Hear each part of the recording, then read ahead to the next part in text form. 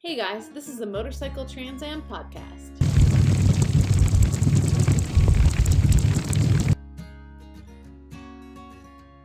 A big shout out to all of our sponsors who are just as passionate about keeping this sport alive as we are. Legends Motorcycles, Sinless Cycles, Veritas Vintage, Competition Distributing, and the Antique Motorcycle Club of America. Thanks everybody. I'm Tom with the Motorcycle TransAm, and I'm here with the 2025 inaugural champion, Dr. Mike Butts. Okay. So we've done quite a few of these, but we haven't had a chance to sit down and talk with the guy that actually won the event. So, damn, Mike, just tell me a little bit about the start. Tell me about prepping the bike. Tell me where it starts, and we'll kind of get into the experience as we go. Well, it was kind of an unusual event for me, just because it was a new bike and a new event. New event, and everything was different. It was definitely well organized, but I wasn't prepped as much as I wanted to be. A little background before that was I had started this Henderson project probably at least 5 years. I think it was maybe even longer than that before the event, and it wasn't coming along, and then all of a sudden, in the last year, it was a big push to get it done, and they were able to get it done. So, yeah, it was the first time I'd ever ridden a Henderson, first time I'd ever ridden a single speed, and I picked up the bike, got home on a Tuesday, and I did do a little bit of riding when I met to pick up the bike with the hills, and I read around a parking lot for maybe 15-20 minutes, and that was my riding and my introduction to the bike. And then we got home on that Tuesday. I had to put lights on the bike. I had to put a back kind of storage bin on it, and a rack, and do all the lighting. And so I really didn't have any time to ride it that week. And then Friday morning we left to go to the race. So I had no prep.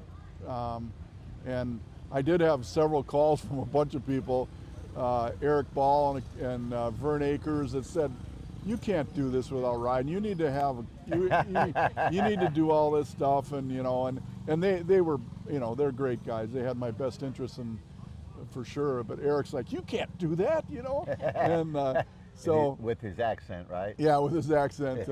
No, but he called me on the way home from New York when we were hauling the bike home and said, "This you can't do, this is crazy."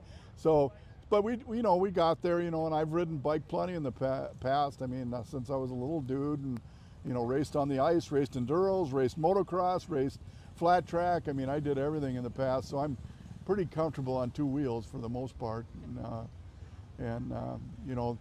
So that was kind of the start of it. And at the start of the Trans Am, I mean, it was just kind of just status quo, get in the groove of everything and get the bike ready. Had to learn new maintenance stuff that I'd never done before, but the Henderson, it was prepared. It was running good.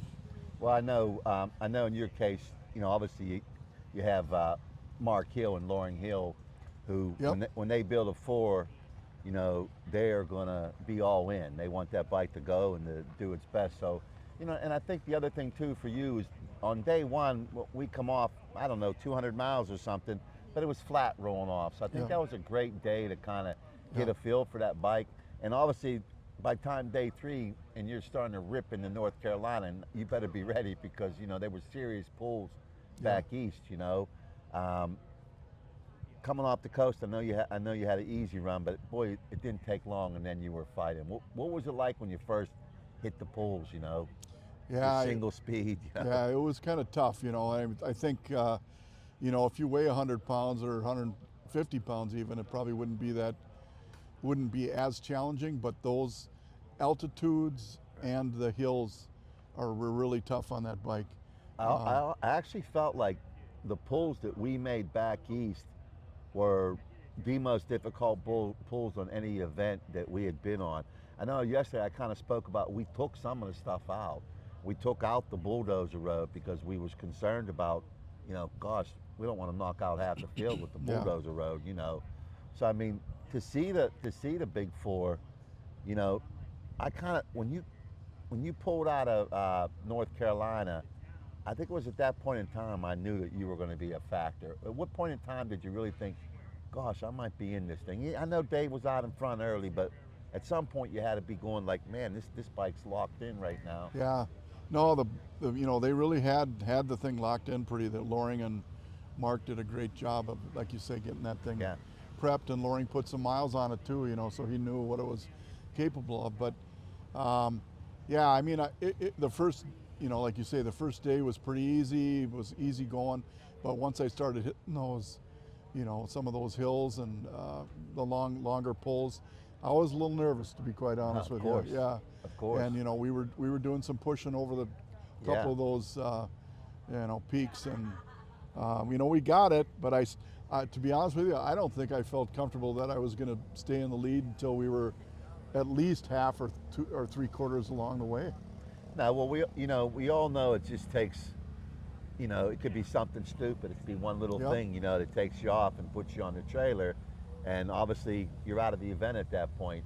And I'm sure, I've never been in the lead, so I wouldn't know, but I'm sure the pressure builds as the time goes.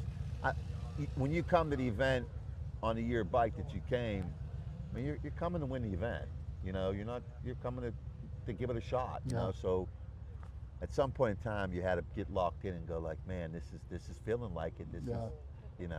Well, and I had some talks with my wife before we went. Here I am taking a very expensive bike, and if I'm not there to win it, I'm just there to ride. She says, "What are you doing? What are you doing with this expensive bike? You're just going to ruin it like you do all the other ones." No, I'm going to win. So, and I said, because she didn't understand. I said, dear, if you look up the point, the way everything works, I could win this if I can pull this off. That's right. And then that was the first time she kind of thought about it. Yeah. No, and I think anytime, that you have a shot, and even though we're all great friends and have a great time together and hang out, we're still competitive people. Most of us are business people. Most of us have been in, competitive situations a lot of our lives. And I think when you get to that point, hey man, you want to go out there and give it your all, If that's enough, great. If it's not, hey, that's okay too. But, I told everybody earlier that, at some point in time, I started cheering for you. I know I'm not supposed to do that, but I know how many times you've been in these events, Carl. We've raced together many a time. So, to see you go to the front and then lock it in, I think it was out in Monument Valley, because I know there were some difficult pulls the day right before Monument Valley. I think it was in Monument Valley when I saw you in Monument Valley that I was thinking, Doc's going to win this thing, and I thought from that point, it was really, it's going to be hard to beat you. Yeah, I think that it is tough on the older bikes because you just never know what's going to happen, like you say, and there's no guarantees there at all. But yeah, I mean the bike did a great job and everything came together. Well, so that trophy's on the manual at home and all those wonderful prizes that you got from the event. What's up for 27, man? You're the reigning champion. What are we going to do? We're not just going to go out there to ride, are you? I'd love to say I was going to take an old Henderson and try and do that again, but I think going over the Rockies is going to be another big challenge, and I don't know that I'm up for that much work again. Quite honestly, at this, I'll never say never, but at this point, I think I'm going to probably get on a Harley and Tom and I rode our first event in 2018. Both of us our first, I believe, right? Correct. Yes, sir. Yep. And I rode a 27 JD that time and got all my miles on that run. I rode a 21 JD, blew up the motor outside of Binghamton, New York. George changed the motor, and I made all the miles after that. So that was a really great experience for me too. And 18 was when I met everybody. Yep. And I know we talked about it earlier. These events, and even all the stuff that we do when we actually come out into the motorcycle world, this is where we get to meet everybody that we actually maybe see on social media or might wherever you may know in some. I really like the events because that's when we really can sit down and talk and. And especially in the pits at night, there's nothing more fun than that. A lot of work, so. but So my thought is that I might ride that 27 JD again, the one I rode on the first, Yep. and maybe this might be my last. I don't know. Well, Whoa. Yeah. we don't want to hear that, but You know. we'd love to have you Well, back. I'm not so youthful like Tom, you know.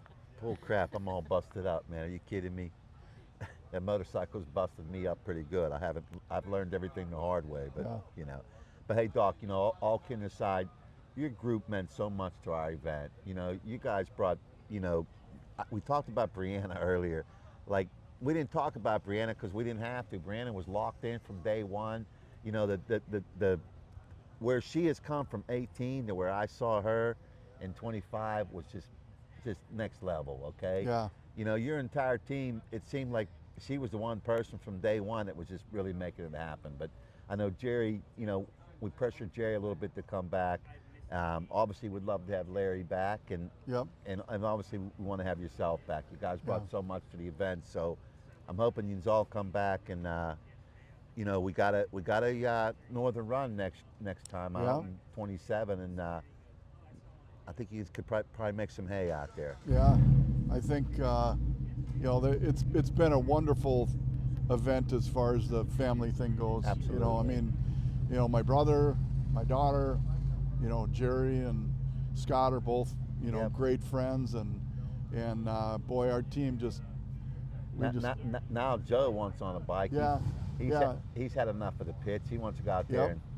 and Yeah. ride. So yeah, no, Joe and Tony were, I mean, everybody just clicked. Everybody had their own thing, and Brianna has really been a superstar. You know, she's started out a little shaky, Dude, she's you know, because she didn't fabulous. have a lot of experience, but she's fabulous. she's come a long way. Yes, she So, has. Yeah. Well, listen, I just want to let you know that we'd love to have you all back, and we're gonna, Yep. you know, we're gonna go across the north, and you brought so much to the first event. We couldn't have had a better champion represent us the first time around. So I want to thank you for Yeah. that.